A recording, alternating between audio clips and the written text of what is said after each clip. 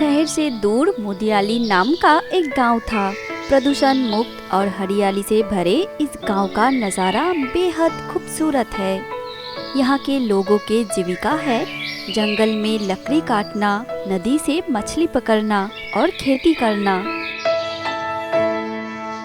दूर दराज के गांव में लोग बहुत जल्दी उठना और अपना काम जल्दी करना पसंद करते हैं, इसलिए वे सुबह सुबह काम पे निकल जाते हैं।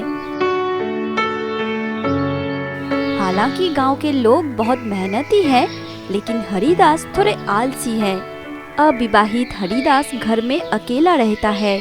परिवार में कोई दायित्व नहीं था, इसलिए शायद आलसी हो गया है। जिस दिन मन होता तो काम पे जाता, नहीं तो घर पर लेटे हुए दिन बिता देता। सभी गांव वाले जैसे जल्दी जल्दी काम पर निकल जाते, ठीक ऐसे ही वे जल्द ही घर वापस लौटते। कोई जंगल से लकड़ियां काट के, तो कोई सूखे पत्ते लेकर और कोई अपने खेत से फसल लेकर आते।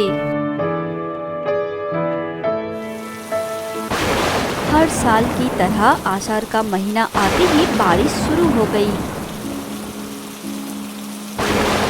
लेकिन इस साल थोड़ी अधिक बारिश हो रही थी और बारिश के साथ बिजली भी चमकाने लगी। लगातार एक हफ्ते से बारिश हो रही है, फिर भी रुकने का कोई लक्षण भी नहीं है। और इस लगातार बारिश में नदियों और नहरों में पानी भर जाती है, इसलिए इस समय लोग अच्छी तरह से मछली पकड़ सकते हैं। यहाँ तक कि मछलियाँ नदी से किनारे पे चली आती है। हरिदास को मछली पकड़ने का बहुत शौक था। ऊपर से ऐसी मौसम तो मछली पकड़ने के लिए बहुत ही उपयुक्त है, इसलिए वो मछली पकड़ने की इच्छा को नियंत्रित नहीं कर पाया, तो एक जाल और मछली रखने के लिए एक खालुई लेकर निकल गया।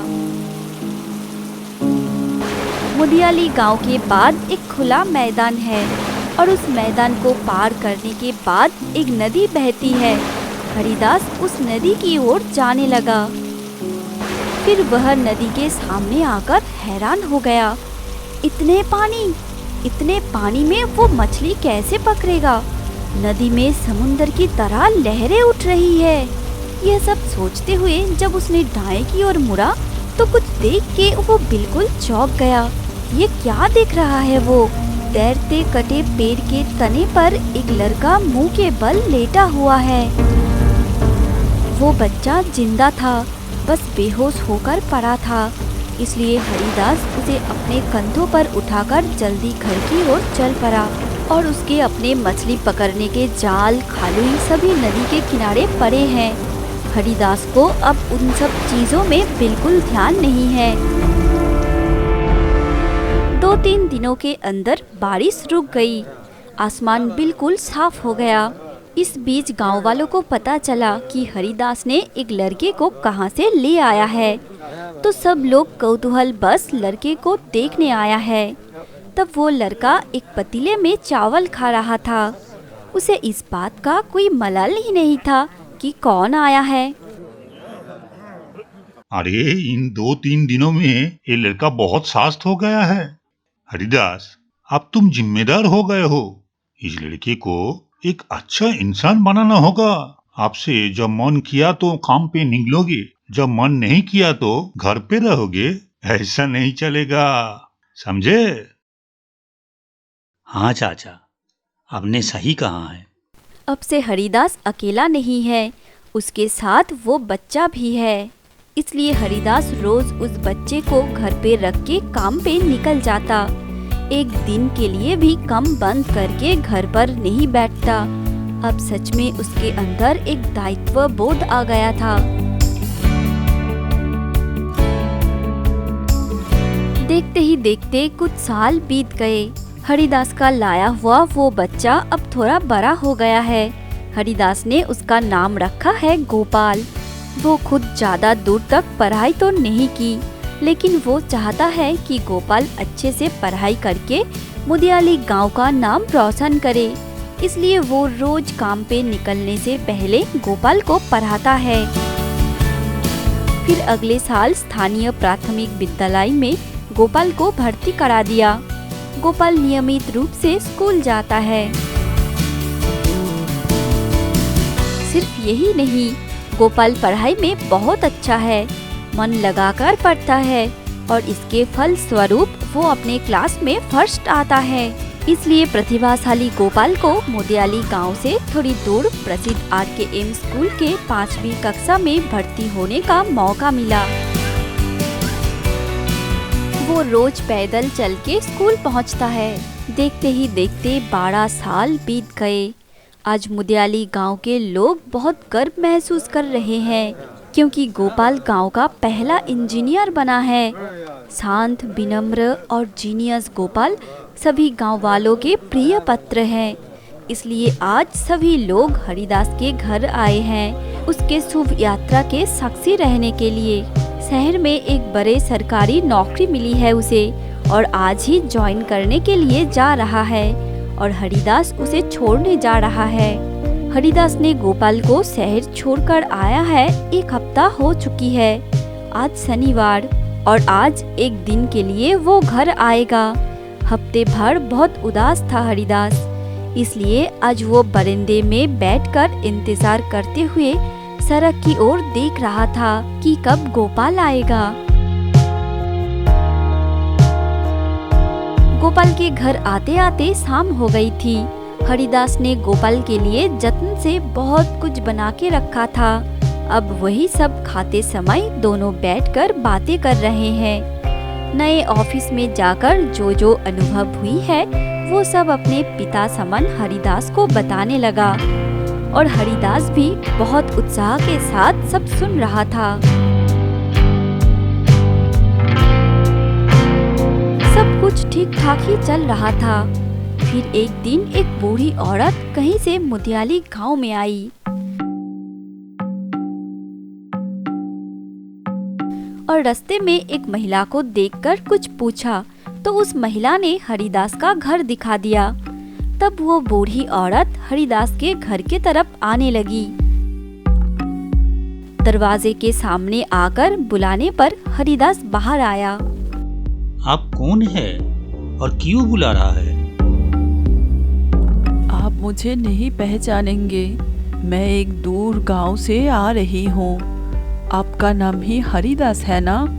आपके साथ कुछ जरूरी बात करनी है मुझे। लगता है आप बहुत थके हुए हैं। आइए, आप अंदर आइए।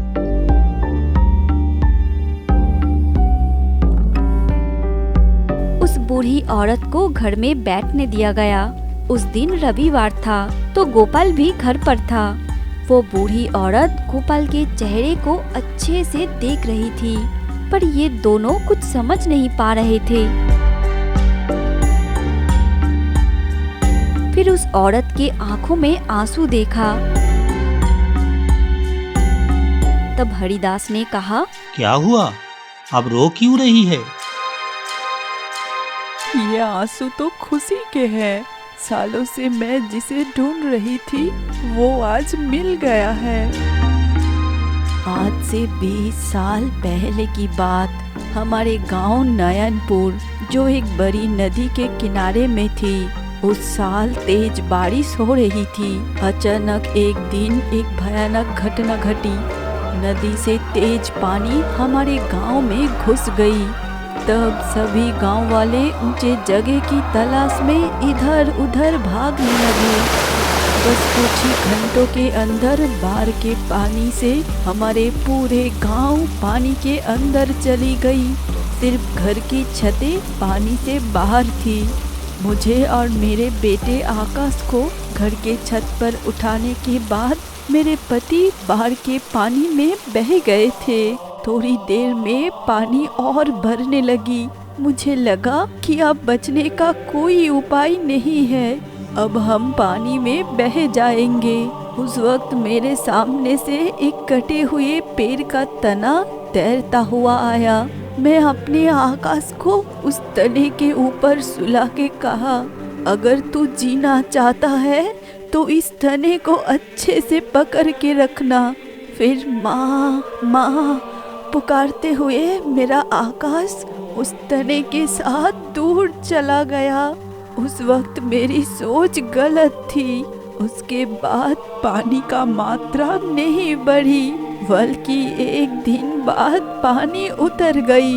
उस दिन से एक अपराध बोध मुझे खाए जा रही है। तो क्या मैं अपने बेटे को अपने हाथों से मरण यात्रा में भेजकर खुद बच गई? बार के बाद मुआवजे के रूप में सरकार के तरफ से कुछ पैसे मिले थे और हमारी जो जमीन थी वो बेच के सारे पैसे लेकर मैं अपनी आकाश को ढूंढने के लिए निकल पड़ी, इस उम्मीद से कि कोई उसे जरूर बचाया होगा। जहाँ जहाँ से नदी की धारा प्रवाहित हुई है वो सभी गांव शहर में जाकर पिछले 20 सालों से मैं अपने बेटे को ढूंढ रही हूँ।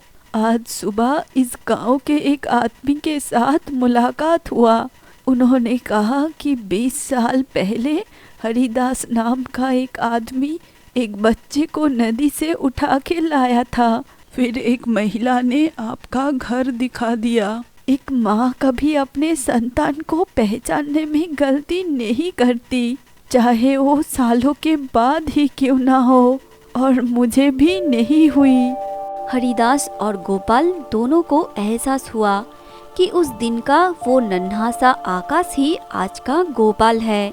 तो दोनों आश्चर्य हो गए और एक दूसरे की ओर देखने लगे। बहुत कुछ सोचने के बाद बड़े मन के हरिदास ने एक कठिन निर्णय लिया। गोपाल को अच्छे से समझाकर उसे अपने माँ को सौंप दिया। हरिदास जानता था कि भले ही वो गोपाल को नदी से उठा के अच्छे परवरिश के साथ बड़ा की है, लेकिन ये सब कभी एक माँ की गोद से बड़ा नहीं हो सकता। बस कुछ ही घंटों के अंदर जैसे एक चरम उत्कर्ष नाटक का दृश्य बदल गई हो।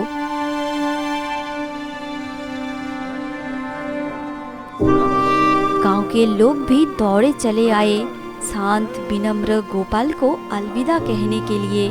गोपाल अपनी जन्मदात्री माँ को वापस पाके अब एक नए पते की तलाश में चला गया और गांव के लोग और एक बार गर्व महसूस किया। नहीं, गोपाल के लिए नहीं, बल्कि आत्मत्यागी हरिदास के लिए।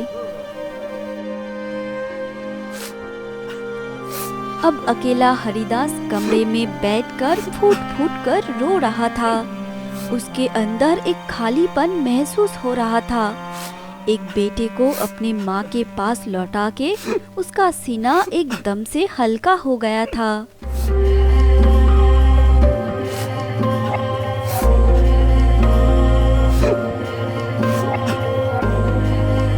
तो दोस्तों, अब सबको यह कहानी कैसी लगी ये कमेंट करके जरूर बताना और आगे ऐसे ही सुंदर सुंदर कहानियाँ देखने के लिए हमारे चैनल डिंग डोंग हिंदी कहानी को अब भी सब्सक्राइब करके रखिए, ताकि हमारे चैनल पर नए नए कहानी अपलोड होते ही आप तक पहुंच जाए।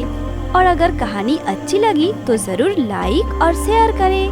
Thank you.